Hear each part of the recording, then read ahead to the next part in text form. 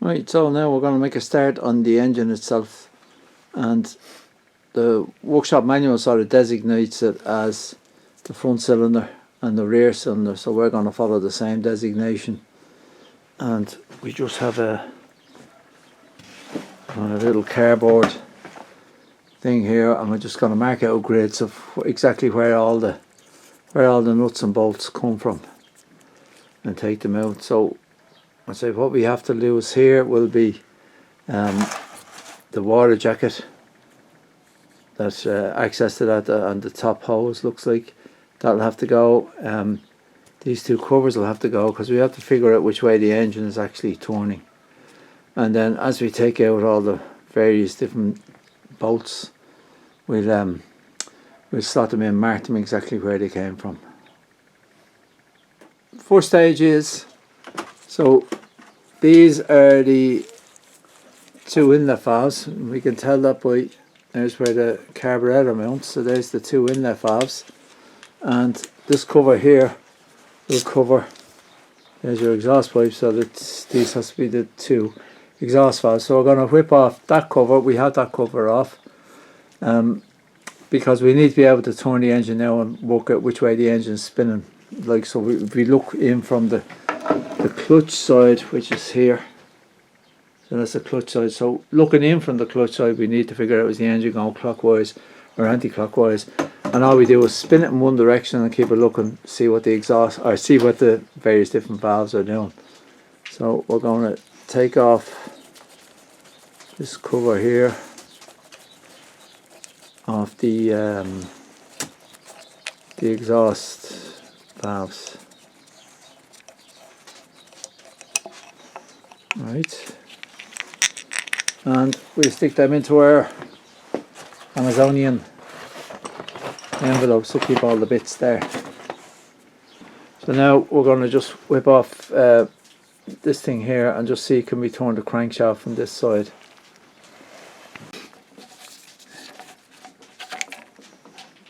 Right, and you have a crankshaft nut there, so we can start to turn the engine there and figure out which way the engine spins when it's running. And these are the inlet valves here. So we have to suss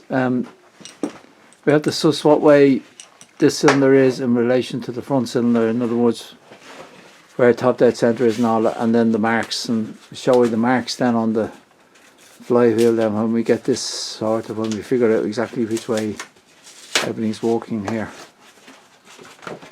So we want to set up the timing marks on the front cylinder.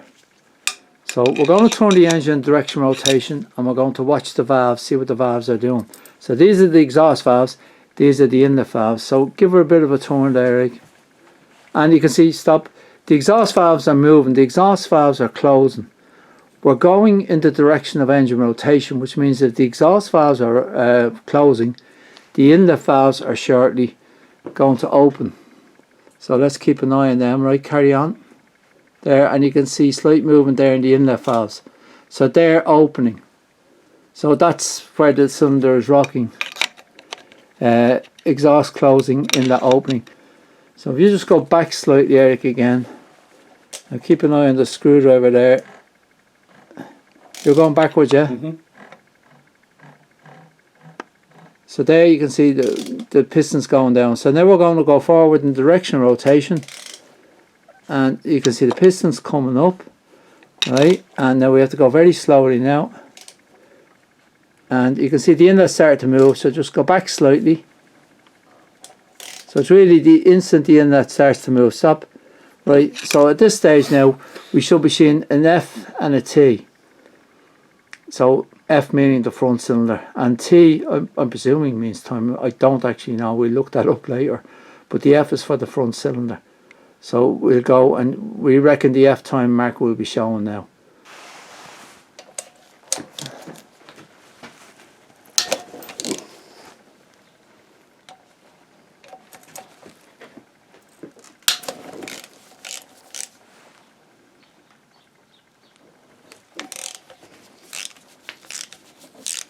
Yeah, twizzle with the gun then. Yeah, it's a bit tight. Prefer when they do that. Mm-hmm.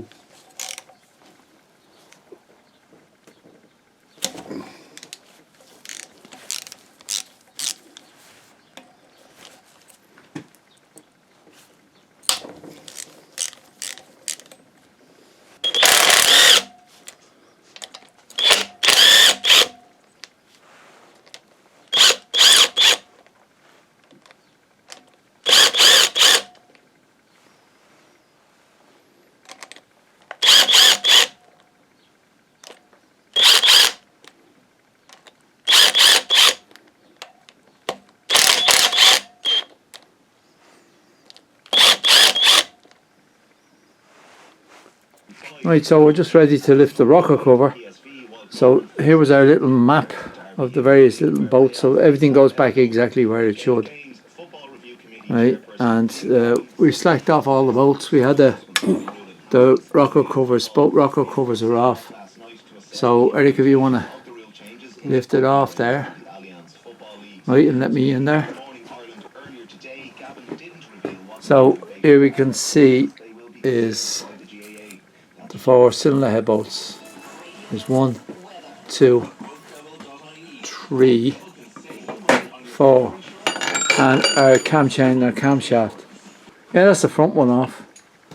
So we go with the second one now. We got a few bits and pieces here. This is like a water transfer port from front to rear cylinder. That'll have to go, and then we can get the rocker cover off the rear then, and then we can mess about and arrange our time marks and see exactly what we're doing.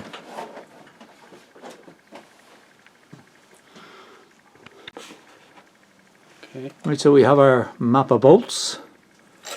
Yeah, we can just whip them all out now.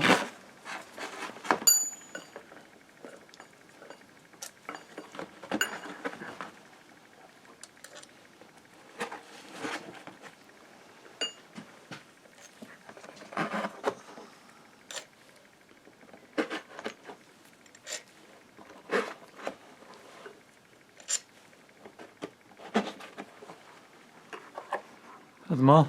That's it, man, yeah. Okay, you want to put that down and see will the rocker cover pop off? Hold on.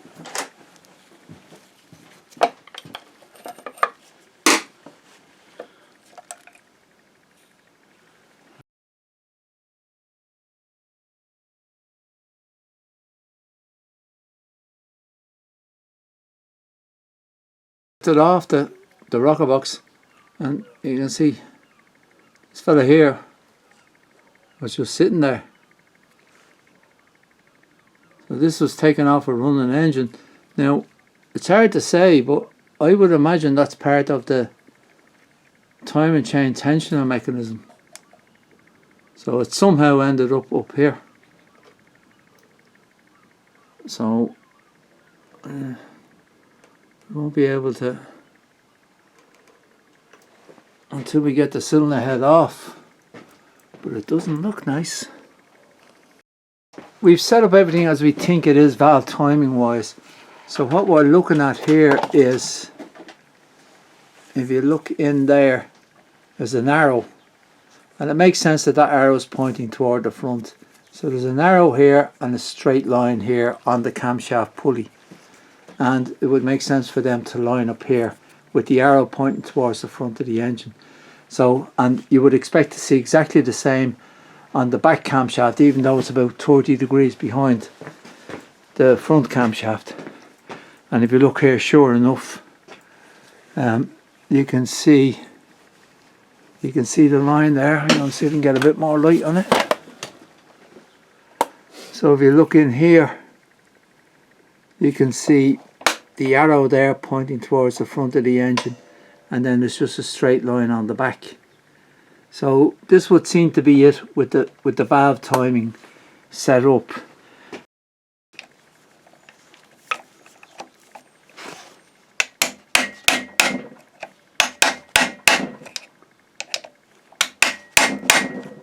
Yeah. Yeah.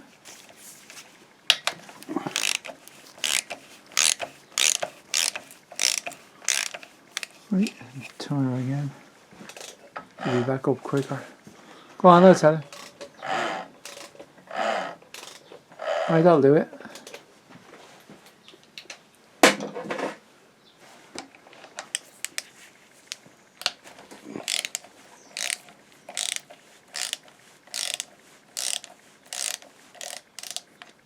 Right.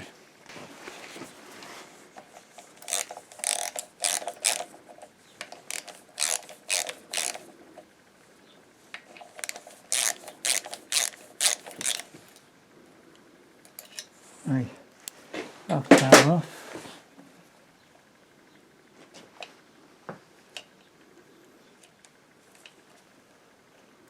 Here is that.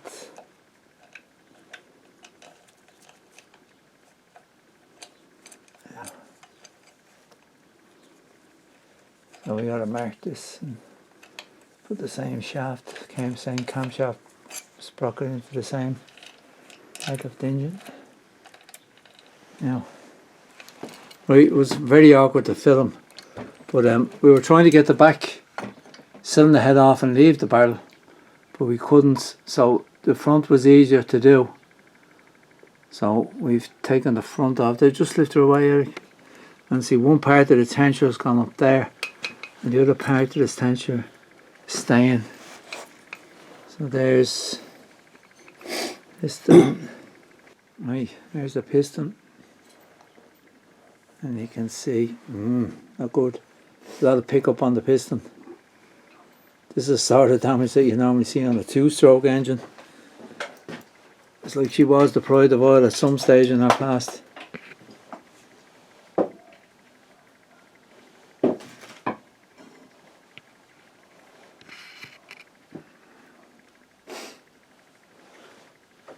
Yeah. Here we have the head over there. So we can see clearly signs of pickup here on the thrust side of the engine. Like, and it's fairly significant. There's no signs of blow-by gases coming down the side of the piston or anything like that. Right, so then if we go to the barrel, you know, it might be a little bit difficult to pick up here. Can you, where are we here? Can you see? Oh, there it is there. Thing, yeah.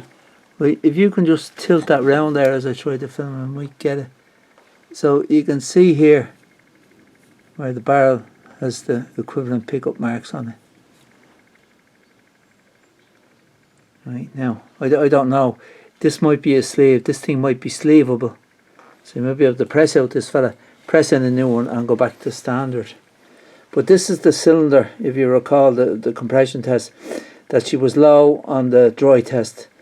And then when we done the wet test, the compression came up. So, okay. Right, off you go, Eric, do the crank.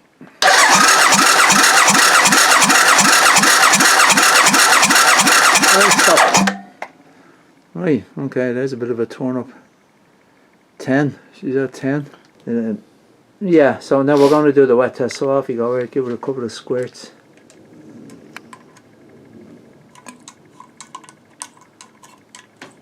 You see oil going in there, yeah? Yeah. There you go. Right. Okay, and then we're ready to repeat. So if you want to horse back in the adapter. Right. Right, and she's clicked in. Yeah. Right. And, okay. Right. So, I'm just going to let go of that. And I'm going to give it a whiz over, give her a couple of seconds. Say when. Yeah, off you go.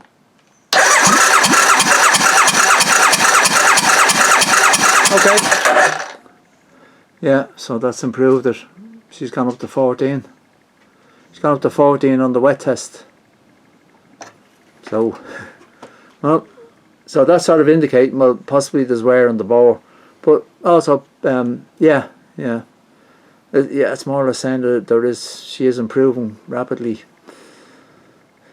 on the wet test. So not a great sign, not great news. But we were sort of expecting something to be wrong with the bore on this one because she come up well on the wet test. So we're not really surprised by it. Now there's part of the tensioner, timing chain tensioner, and that. We had a bit of a stray, what we thought was initially part of the tensioner on the other cylinder. That's it there. So, now not off this one, but we have to go rooting and figure out where this bit came from. She was just sitting up beside the camshaft on the other cylinder. So we'll see about that. But anyway, there's our low compression on this one here. So not really sure. I think that might be a sleeve that can be pressed out. New sleeve put in, new piston and rings obviously, and everything back to standard and just rebuild it. Hopefully, we'll see. Now this is just sort of what we don't fully understand is there is sort of signs that this thing is starting to pick up. Right, back cylinder. but it's nowhere near as bad as the front cylinder. So why did the front one suffer much more suddenly? And you look at the combustion on top of this one, doesn't look half bad, and then combustion on this one here, crusty, to say the least. So, you know, this one here was, the compression was okay, it was within limits, barely within limits, but was in limits. But this one here, outside limits, and then on a wet test she come right up, and obviously that's the reason why. But I don't understand why that happened and the equivalent didn't happen to this. It's a bit odd. Anyway, that's the situation that we're in. So I'm going to figure out how to get these pistons off. There's the gudgeon pin seems to slide in the small end, no problem. There's some sort of a clip. Tricky to say anyway. Cross that bridge when we come to it. Well, that's the situation that we're at now at the moment.